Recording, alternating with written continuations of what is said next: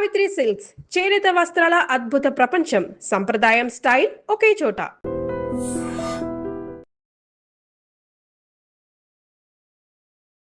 నమస్కారం, welcome to I dream. ధర్మ మార్గం విత్ విజిత కార్యక్రమానికి స్వాగతం.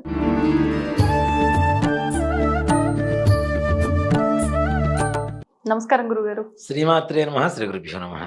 పెద్దవాళ్ళు చెప్తూ ఉంటారు, చేతి అంటే గోర్లు కానివ్వండి, తలకు కానివ్వండి, పాదాలకు కానివ్వండి శని ప్రభావం ఉంటుంది అని చెప్పి, మనం గోర్లు తీస్తుంది కూడా అందుకే, తీసేటప్పుడు కూడా కింద పడేయొద్దు అని చెప్పి, వెంట్రుకలు కూడా చాలా వరకు ఈ మధ్య కట్ చేసిన హెయిర్ కూడా దాచిపెట్టడం ఎక్కువగా చూస్తూ ఉన్నాం. అది దాచిపెట్టి మెమోరీస్ లా ఉండిపోతాయి, పిల్లలవి చిన్నప్పటి జ్ఞాపకాలు అని చెప్పి ఫోటో ఫ్రేముల్లా చేయించడము, ఇవన్నీ కూడా. ఊడిపోయిన జుట్టును కూడా, జుట్టు తలపైన ఉన్నప్పుడు అంత జాగ్రత్తగా చూసుకుంటామో లేదో కానీ, రాలిపోయిన జుట్టు గిన్నెలు ఇస్తారని చెప్పి చాలా భద్రంగా దాచిపెడతారు. దీని మరి శని అనుకున్న వాటిని దూరంగా పెట్టాలి, కానీ భద్రంగా దాచుకుంటున్నాం. మరి దీనివల్ల ఏమన్నా ఎఫెక్ట్ ఉంటుందంటారా నెగిటివ్ గా? గోర్లు మనకి ఈ చేతి వేళ గోర్లు ఏవైతే ఉంటాయో విషతుల్యమైనటువంటివి. ఒక మాట చెప్పాలంటే మనం అందుకని గోల్డ్ కూడా ఎక్కువ పెంచుకోవద్దు అని చెప్తుంటారు. కొంతమంది ఉంటారు నాన్న, మగవాళ్ళు కూడా, ఆడవాళ్ళంటే ఓకే వాళ్ళకి ఏదో ఫ్యాషన్ అనుకుందాం, మగవాళ్ళు కూడా మన మధ్య ఒక జ్యోతిష్కుని చూసాను, వీరు ఇట్లా గిర్ర తిరిగేసింది, ఓమో అనుకున్నానే. అసలు ఎట్లా పెరుగుతున్నాయి అని ఫస్ట్ అట్లా అదే పెరగటం. అసలు తినేటప్పుడు ఎట్లా తింటారు? అవును, ఇంకా స్పూనే, చేతితో తినే యోగం ఉండదు. కొంతమంది ఉంటారు ఇక రాక్షసుల్లాగా ఇట్లా రింగులు తిరుగుంటే 3-4 వేళకి తిరుగుంటాయి. మీరు గమనించారో లేదో, ఆ నెయిల్స్ పైన కూడా కొన్ని ఆర్ట్స్. అవును, నెయిల్ ఆర్ట్స్ ఇప్పుడు మంచి, దాన్ని క్రియేటివ్ గా కట్ చేయటం, కాస్ట్లీ, మంచి కాస్ట్లీ ఇదైపోయింది అది నెయిల్ ఆర్ట్స్ అనేది. అంటే వినాశకాలి విపరీత బుద్ధి అని, ఏదైతే పెంచుకోవద్దని చెప్తామో దాన్ని పెంచుకోవడం, ఏదైతే తుంచుకోమని చెబుతామో దాన్ని ఇంకాస్త ఎక్కువ ఇది చేసేయడం. ఇక్కడ ముఖ్యంగా నాన్న చేతి గోల్డ్ విషతుల్యమైనటువంటివి ఎక్కువ పెరగడం వల్ల మట్టి లోపలికి వెళ్ళిపోతుంటుంది. మనం తినే ఆహార పదార్థాల్లో కూడా మనతో పాటు లోపలికి వెళ్ళిపోతూ ఉంటుంది. ఇప్పుడు చూడండి, మట్టి కానీ ఏదైనా ఒక పూట లోపల స్టాక్ ఉండిపోతే, శుభ్రంగా కడుక్కోకుండా లోపల ఉండిపోతే అది విషంలాగా తయారవుతుందా అలాగా? ఇప్పుడు మనకి ఫుడ్ పాయిజన్ అవడం అనేది ఎందుకు అవుతుంది? ముఖ్యంగా ఇట్లా చేతులు అవి సరిగా శుభ్రంగా కడుక్కోపోయినా ఈ చేతి గోళ్లలో ఎక్కువగా మట్టి ఉండడం వల్ల అలాంటివి అసలు పెంచొద్దు అని చెప్తాం. ముఖ్యంగా ఇలాంటివి మంగళవారం, శుక్రవారం, శనివారం అసలు తీయొద్దు అని చెప్తాం మనం.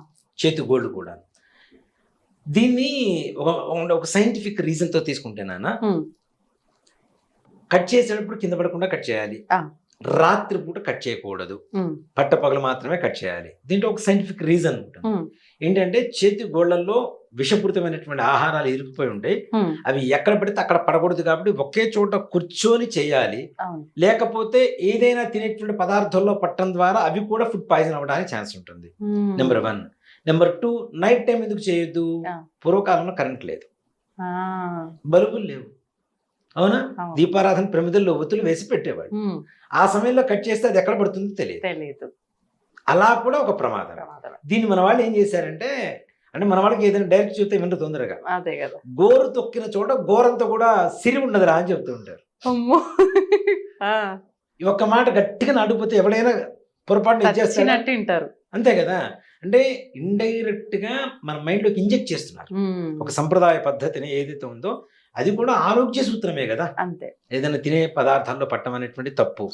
మంగళవారం రోజుల్లో, శుక్రవారం రోజున ఎందుకు కట్ చేయకూడదు అంటే, అసలు నిజంగా మంగళవారం రోజున కానీ శుక్రవారం రోజున కానీ బూజు దులపడం చేయం మనం.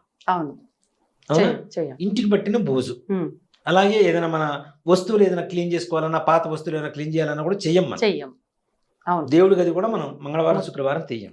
అలాగే మన శరీరంలో ఉండేటువంటి చెడు వీటిలో ఉన్నప్పుడు ఆ రోజులు అవి కూడా తీయొద్దు అనేటువంటి, అంటే అది కూడా లక్ష్మి కింద.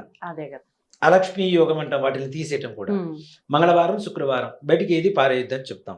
అందులో ఇంకోటి ఏంటి, మంగళవారం, శుక్రవారం రోజున గోల్డ్ తీస్తే అవి కూడా ఆ సమయంలో అయినా సరే బయటపడేయాల్సింది, అవునా? శుక్రవారం, మంగళవారం ఇప్పుడు చాలా మంది ఉంటారు నాన్న, ఇల్లు కసువు చెమ్ముతారు కదా, జాడు కొడతారు కదా, ఈ కసువు కూడా పారేయకుండా లోపల పక్కన కవర్లో పెట్టేసి ముడి వేసి పక్కన పెట్టి మరుసటి రోజు పారేసేవాడు చాలా మంది ఉన్నారు ఇప్పటికి, తప్పనిసరిగా. అంటే దాంట్లో కూడా లక్ష్మీదేవినే చూడటం. మరి చీపిరి కాలుతో తన్నొద్దు అంటే చీపిరి ఎందుకు మనం క్లీన్ చేసేటప్పుడు, కొత్త ఇంటి గృహప్రవేశానికి వెళ్ళేటప్పుడు కూడా పాత ఇంటి పాత చీపురు తీసుకుని వెళ్తారు, లక్ష్మీదేవిని తీసుకుని వెళ్ళటమే. అవును, అంటే వీటిలో అన్నిట్లో లక్ష్మీ స్వరూపాలు చూస్తున్నాం చూస్తున్నాం. కదా. చూస్తున్నప్పుడు అందుకని శుక్రవారం మంగళవారం కట్ చేయొద్దని చెప్తాం. అలాగే రాత్రిపూట ఎందుకు కట్ చేయకూడదు అనేది మన మాట్లాడుకుందాం. ఆరోగ్యం కోసం అని. అలాగే జుట్టు కట్ చేయడం, ఈ జుట్టు కట్ చేయడం అనేది ఒకప్పుడు ఏంటంటే ప్రతి నెల పౌర్ణమి రోజున చేసేవాడు. ఆహా. ఎందుకని పౌర్ణమి విశేషంగా? పౌర్ణమి రోజున ఈ క్షురకర్మలకి అధికారం కలిగినటువంటి రోజు. ఓహో. అమావాస్య రోజున పొరపాటును కూడా తీయరు. ఆ. తప్పనిసరిగా ఇప్పుడు కూడా మీరు చూడండి, పీఠాధిపతులు మఠాధిపతులు ప్రతి పౌర్ణమికి వపనం అంటారు. అంటే ఇప్పుడు మనం ఈ గుండు చేయించడం అనేది ఉంటుంది కదా, వపన సేవ అంటారు.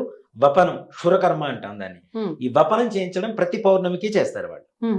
చేసి ఆ రోజున తులసి కోటలో మట్టి కానీ నదిలో మట్టి కానీ తీసుకొని వాటితో స్నానం చేస్తారు, మృత్తికా స్నానం చేస్తారు. అలా చెయ్యాలా? అలా చేయాలి తప్పనిసరిగా. అలా చేయడం ద్వారా ఏంటి, సంపూర్ణంగా ఇక్కడ సింపుల్ నాన్న, పౌర్ణమి ఏదైతే ఉంటుందో పౌర్ణమి ఆ చంద్రుడి కిరణాలు మన మేధస్సును పెంచుతూ ఉంటాయి, మనకు ప్రశాంతతను పెంచుతూ ఉంటాయి. జుట్టు అడ్డం లేకుండా ఉంటుంది ఆ టైంలో ఆటోమేటిక్ డైరెక్ట్ గా. అంతే కదా మగవాళ్ళకి. మరి ఆడవాళ్ళకి అసలు ఆ జుట్టు కట్ చేయడం అనేది ఆడవాళ్ళ సిస్టంలో లేదు నా. ఆ తర్వాత అదంతా వచ్చి సెలూన్స్ వచ్చేసి కట్ చేసుకోవటాలు, షేప్ చేయటాలు, ఫ్యాషన్ అయిపోయింది. తిరుపతి వెళ్ళినా కూడా 3 కత్తెరలు ఎట్లా అనుకుంటున్నారు. నేను మొన్న తిరుపతి వెళ్ళినప్పుడు మనం చేయించుకుంటాను, క్షురకర్మ చేయించుకుంటున్నా. ఒక ఆమె వచ్చింది, ఇంతవరకు కట్ చేయండి స్వామి, ఇంతవరకు కట్ చేయండి స్వామి అంటుంది. అమ్మ 3 కత్తెలు అంటే అట్లా తీయరమ్మా అని చెప్తున్నాడు ఆయన. ఇక్కడ తీస్తే అవే కట్ చేస్తామమ్మా అంటే, లేదండి నేను ఇంతవరకు మొక్కున్నా, ఇంతవరకు కట్ చేయండి. వాళ్ళ పిల్లలు వాళ్ళు సేమ్ అనుకూలంగా. నేను అనుకున్నా సెలూన్కి వెళ్ళి ఖర్చు లేకుండా ఇక్కడ కట్ చేయించుకుంటున్నారు అనుకుంటున్నా. అంతే కదా, పార్లర్కి వెళ్ళి పని లేదు, పురుషార్థం అక్కడైతే అంతే, అక్కడ ఫ్రీ. స్వామివారికి ఇచ్చిన పుణ్యం వస్తుంది, వీళ్ళ పని పురుషార్థం తీరిపోతుంది.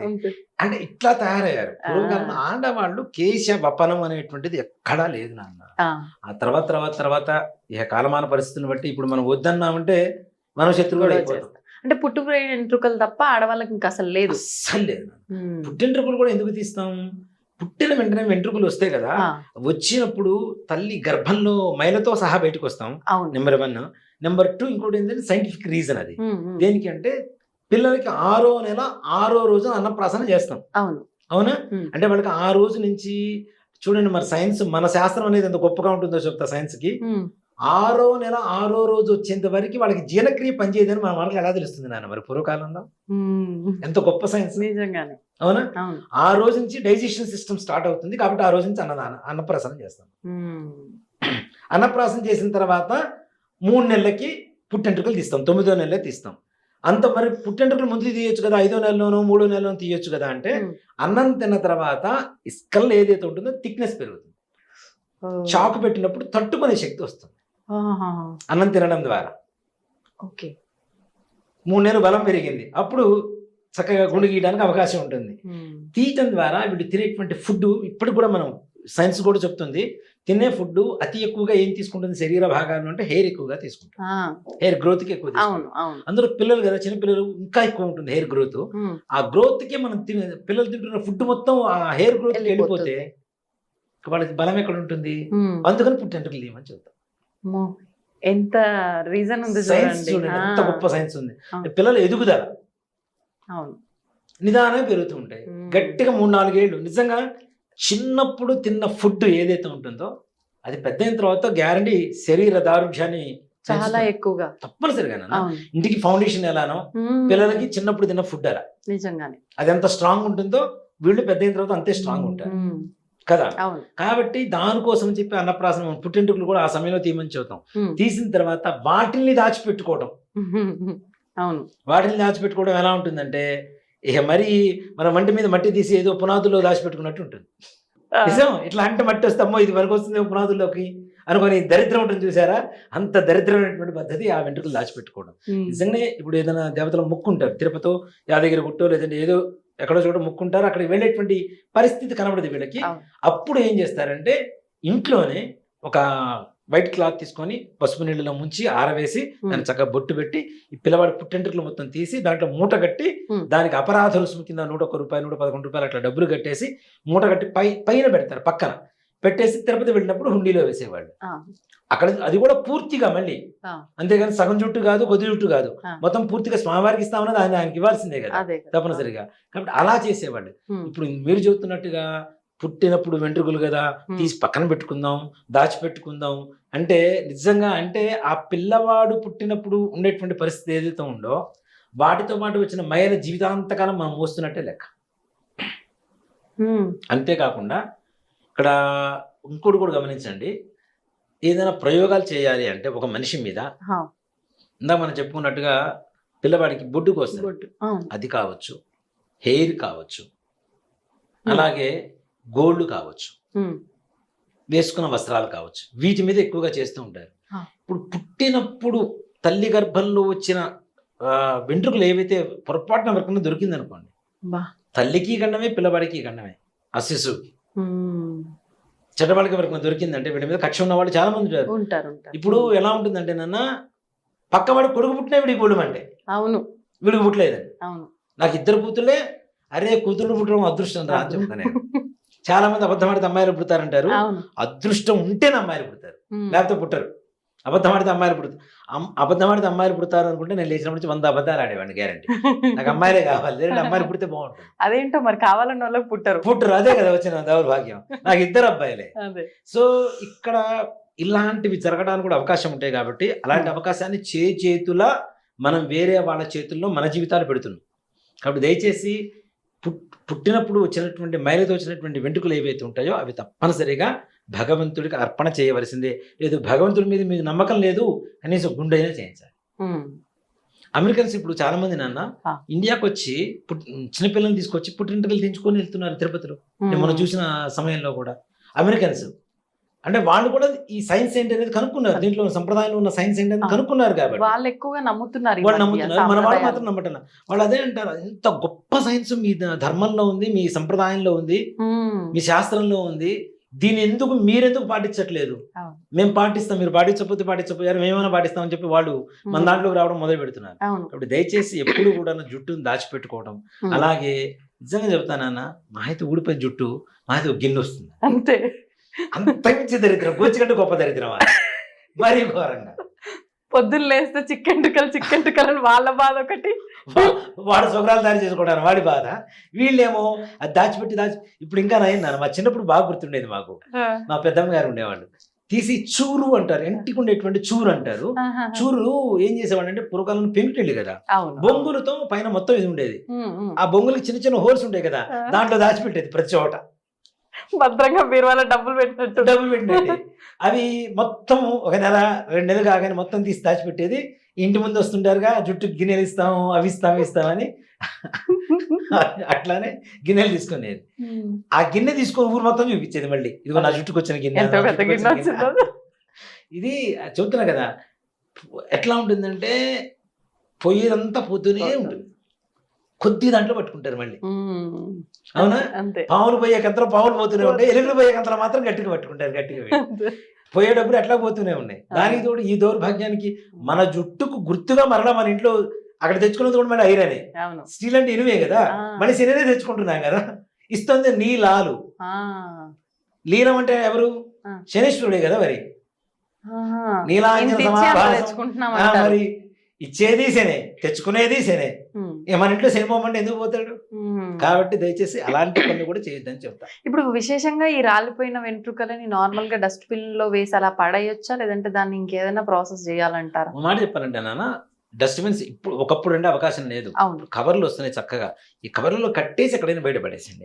అది కూడా ఇంకోటి కూడా చెప్తాను, దీంట్లో ముఖ్యంగా ఆడవాళ్ళు ఋతుక్రమంలో ఉండేటువంటి సమయంలో తీసిన వెంట్రుకలు మరీ శక్తివంతమైనవి. ఆ సమయంలో వాళ్ళ ఫుడ్ తో సహా తిని మిగిలింది పారేస్తారు చూసారా, అది కూడా టూ మచ్ డేంజరస్.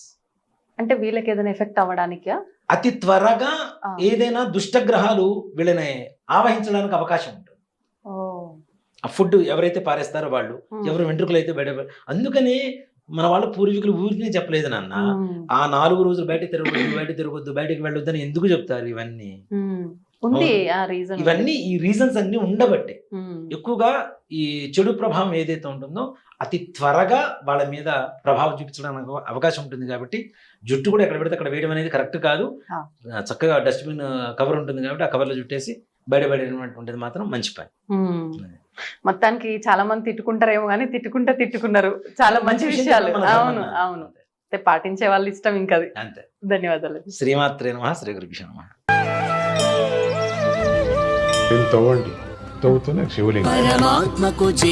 సరే దాన్ని అట్లా కప్పేసేయండి, చూపించద్దండి. Krishna is there. మూర్తి పూజ కాదు, సాక్షాత్ బ్రజేంద్ర నందన భగవాన్ ఉన్నారు మూర్తిలో. ఏమీ ఆశించకుండా ఆరాధించే వాళ్ళు కూడా ఉన్నారా ప్రభుజీ? నిజమైన భక్తి అంటే మనకు తెలియదు కాబట్టి